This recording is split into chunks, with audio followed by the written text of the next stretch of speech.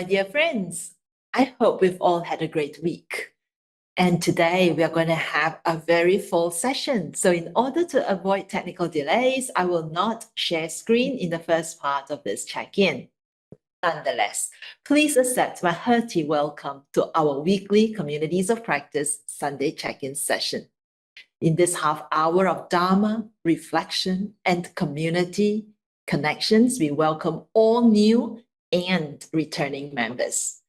It is customary in Australia to begin any meeting by acknowledging the traditional owners of our land. So in the spirit of reconciliation, I would like to acknowledge the traditional custodians of the land on which we walk, study, and reside, the Wadi Wadi people of the Dharawal Nation, and pay my respects to elders past, present, and emerging. I also pay my respects to the traditional custodians of the various lands on which you all are. It is also a tradition for me to recognize the triple gem of the Buddha, Dharma, and Sangha. Together, they make up the lineage, philosophy, and community of Buddhism that I embrace to deepen my engagement, reflection, and investigation. Today is auspicious Mother's Day. May I please send my best wishes for a happy Mother's Day to every mother in our community for their selfless sacrifices in dedication to their loved ones. The check-in sessions have been developed by our Communities of Practice team and the entire community. These sessions aim to develop a reflective practice in response to changes. Guided by humanistic Buddhism, we would like to cultivate our practices and build memorable friendships. Let's start with a short mindful pause. So my dear friends, let's sit comfortably wherever we are and gently close our eyes. Allow our body to relax. Scanning our body for any areas of tension or tightness. Send some loving energy to those parts of our body that require our attention. They've been working very hard for us. It's now time for us to thank them with love from the bottom of our heart.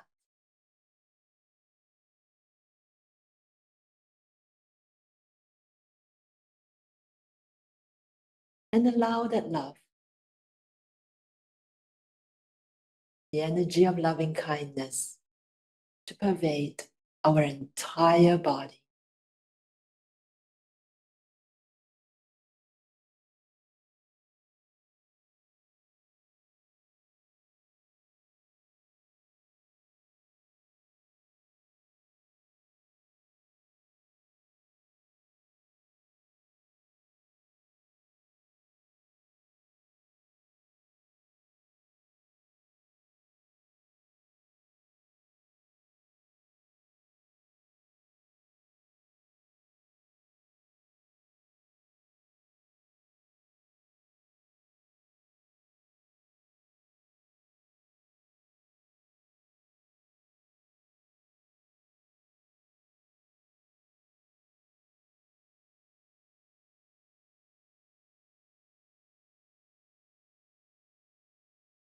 One cell at a time,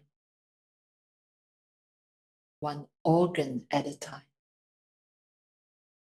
one body part at a time.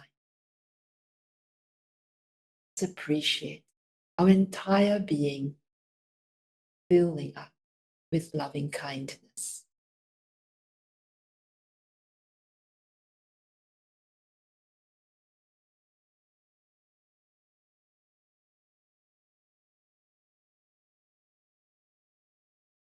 And when you're ready, feel free to open your eyes and send loving kindness to everyone on screen.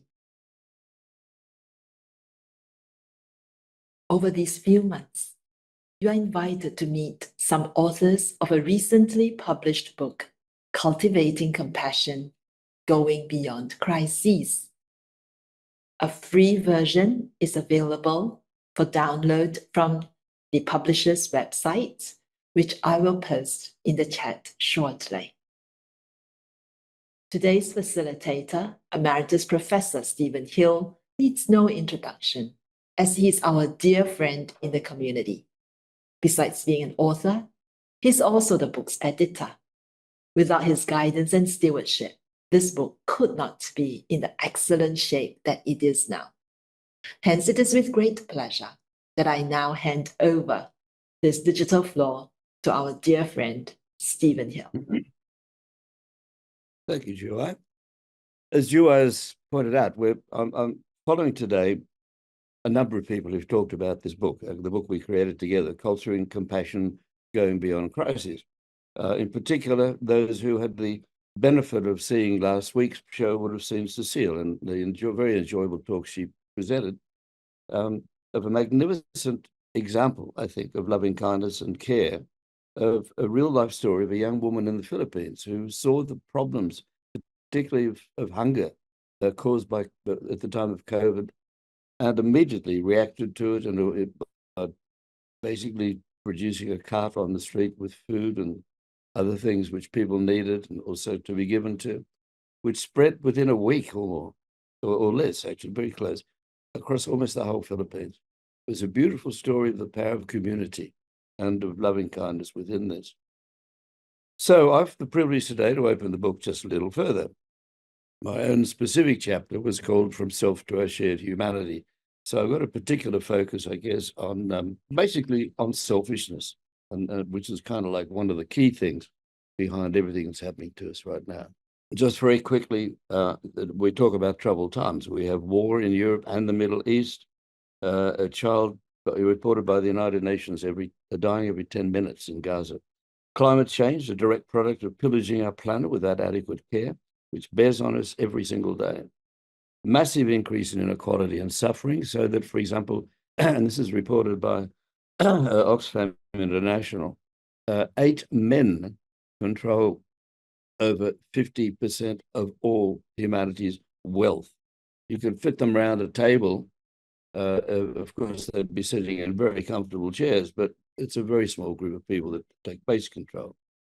And of course, we've had the problems of the recent COVID epidemic. And to put a summary about this, basically, we have externally, we're challenged by human impact on our planet and injustices in our society. Internally, we confront danger and fear, all at heart because of self-interest on our planet and injustices in our society. Internally, we confront danger and fear again, and all, I'd suggest, at heart because of the wrong view, which is that of self and self-interest. What is desperately needed now as a result then is caring and sharing and valuing each other, the essence of what our humanity is, rather than self-driven. Our goal is to build into all relationships, including those of economic exchange, the power of our humanity and our relationships together. And these are the values of humanistic Buddhism. Trust into agreements, sharing, care into living in relations with others, and nurture into our environment. And at heart is the authenticity and integrity of our own actions. It's worth noting, I think, that humanistic Buddhism was founded in the late 19th century, within the developing start of modern industrialization. And it has progressed again with increasing, quite frankly, focus on self ever since. So we come to compassion, a very central Buddhist value and practice, thus essential for our very survival as mutually supportive humanity.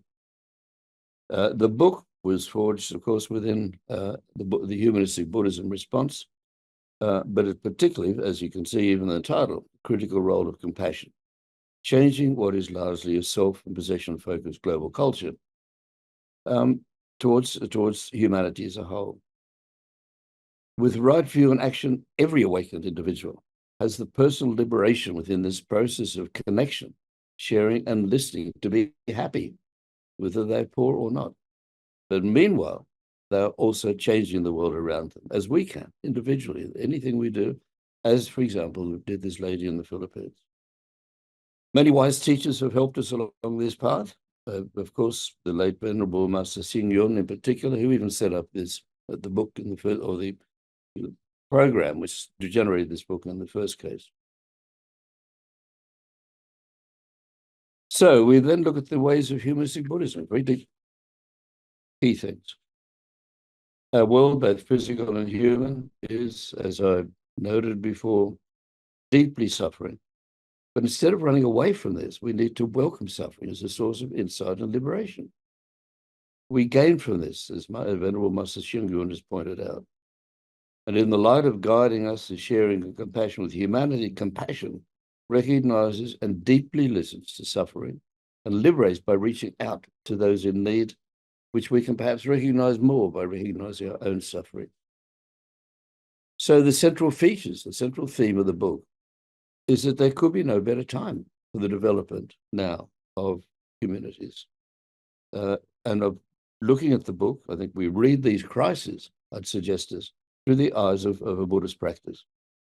The wrong view, which is what we're seeking to escape against compared to the right view. The Buddhist practice depends on going beyond the current crises together with metta or unconditional loving kindness. Okay? Not just for us who may be on a path towards awakening, but as the underlying philosophy I think we need to work for, and the dynamic of social institutions generally. So they're practiced in our communities. The right view specifically, for example, to the climate change crisis, gender-based violence, and dehumanizing effects that bedevil social media and focus through this on commodification and addiction. Therefore, there could be no better time for the global development of an unconditional loving kindness for all.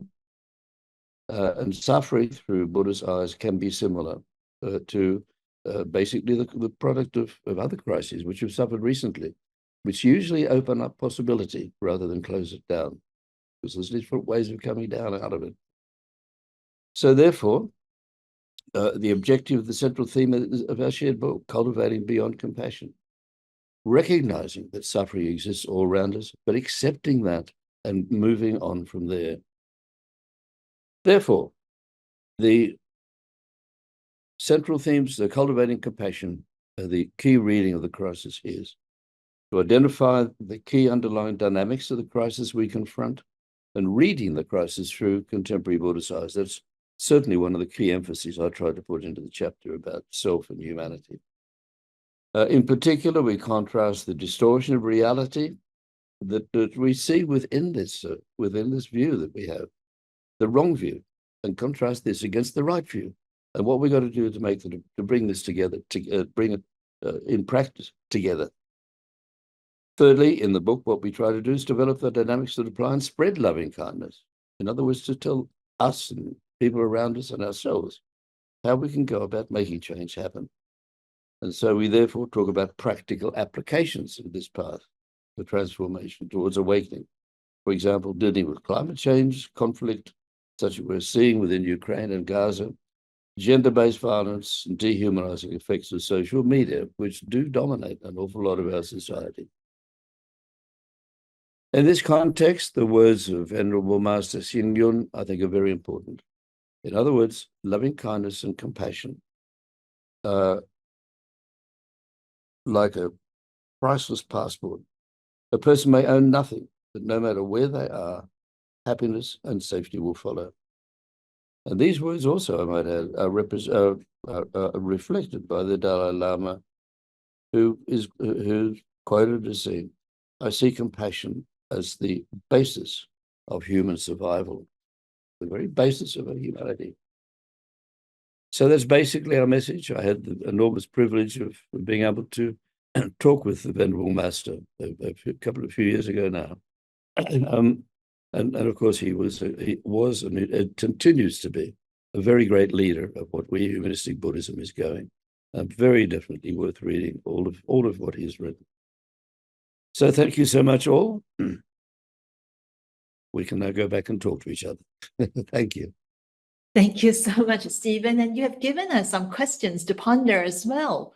So Stephen has invited us to reflect on 3 questions, whether we have any reason to emphasize the importance of concentration on the self and self-concern over unconditional loving kindness to all, and whether there are situations where exercising compassion is particularly difficult, and whether we feel that acceptance of suffering is important for having a good life, and if we can perhaps share our own experience of suffering and how we've handled it in our breakout sessions.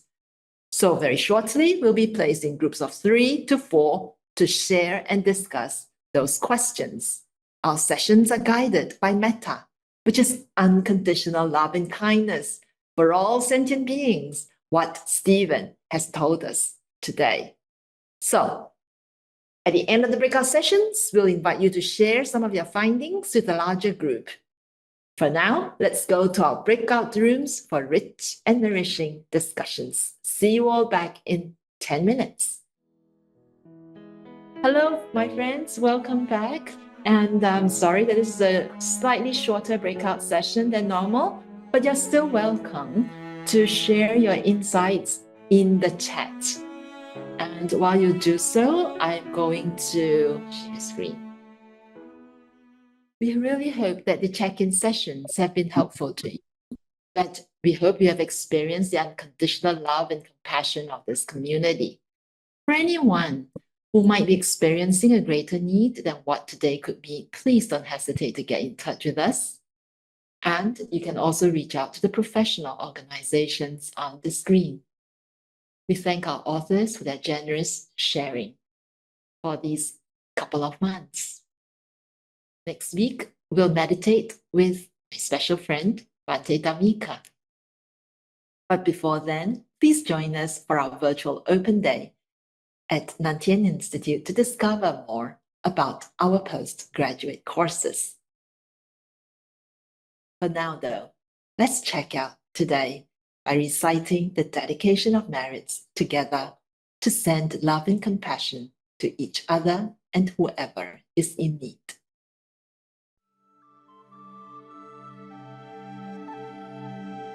Let us now dedicate the goodness of what you have done to all living beings. May kindness, compassion, joy, and equanimity pervade all worlds.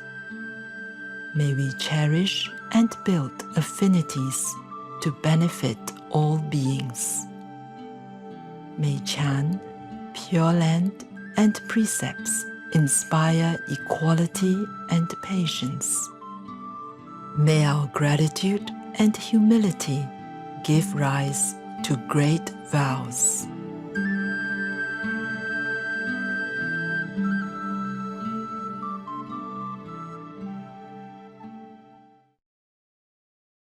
We look forward to seeing you next Sunday, the 19th of May, at our usual time.